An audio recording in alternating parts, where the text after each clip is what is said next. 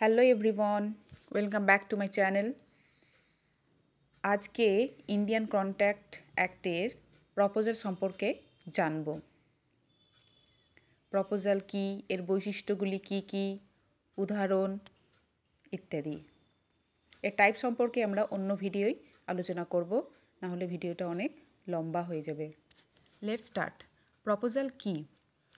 Indian contract অ্যাক্টে proposal আমরা section 2 clause এ পাবো, এতে এর ডেফিনেশন পাবো, যেটি হলো এইরকম: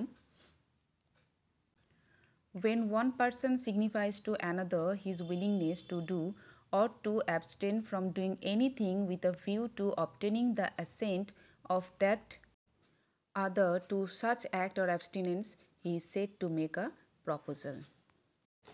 অর্থাৎ অফার বা প্রপোজাল হলো একজন ব্যক্তির দ্বারা অন্য কোনো একজন ব্যক্তির প্রতি ইচ্ছা প্রকাশ, কোনো কিছু করার বা কোনো কিছু করা থেকে বিরত থাকা। এসবের মাধ্যমে ওই দুই পার্টির মধ্যে একটা লিগ্যাল রিলেশনশিপ তৈরি হয়, যা এক্সপ্রেসড বা ইমপ্লাইড হতে পারে।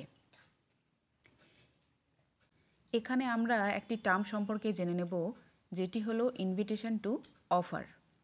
এটি কি? যখন একটা পার্টি অন্য পার্টিকে ইনভাইট করছে কোনো অফারের জন্য, তখনই সেটা হচ্ছে ইনভিটেশন টু অফার। এটা কিন্তু অফার নয়, ইনভিটেশন টু অফার। একটা উদাহরণের মাধ্যমে আমরা জেনে নেব। একজন শপ ওনার যখন তার গুডসগুলো স্টোর উইন্ডোতে ডিসপ্লে করছে, তখন সেটা হতে পারে ইনভিটেশন টু কাস্টমার্স। বা জবের জন্য অ্যাডভার্টাইজমেন্ট বা অনলাইন স্টোর, এগুলো হলো সবই ইনভিটেশন টু অফার। এখানে আরও দুটো শব্দ জেনে নেব, অফারার এবং অফারি। অফারার কি? যে ব্যক্তি অফার বা প্রপোজালটি দিচ্ছেন উনি হলেন অফারার, আর যাকে দেওয়া হচ্ছে উনি হলেন অফারি। অর্থাৎ অফারি হলো ওই অফারটার রেসিপিয়েন্ট। এখানে অফারই ওই প্রপোজালটা অ্যাকসেপ্টও করতে পারে, আবার রিজেক্টও করতে পারে। প্রপোজালটি অবশ্যই ডেফিনিট হতে হবে, স্পেসিফিক হতে হবে, আর দুটো যিনি দিচ্ছেন একজনকে, অপরজন অবশ্যই সেটার সম্পর্কে ওয়াকেবল থাকতে হবে। আর যদি অফারই সেটা অ্যাকসেপ্ট করে নেয়, তাহলে তখন সেটা প্রমিসে পরিণত হয়ে যাচ্ছে। আর যদি রিজেক্ট করে, তাহলে সেটা মেয়ের একটা ইনভিটেশন টু অফার হয়ে যায়। এ বিকে তার কার্ডটি কিছু নির্দিষ্ট পরিমাণ অর্থের বিনিময়ে বিক্রি করতে চায়, আর সেটা মৌখিকভাবেই হয়। এটি হলো অফার বা প্রপোজাল। আরও একটি উদাহরণ জেনে নেব। একটি কোম্পানি অন্য একটি কোম্পানিকে নির্দিষ্ট পরিমাণ অর্থের বিনিময়ে তাদের জিনিসপত্র, প্রোডাক্টসগুলো বেচতে চায়, আর সেটি লিখিতভাবে হয়, সেটি ইমেলে পাঠানো হয়। এটি হলো অফার বা প্রপোজাল।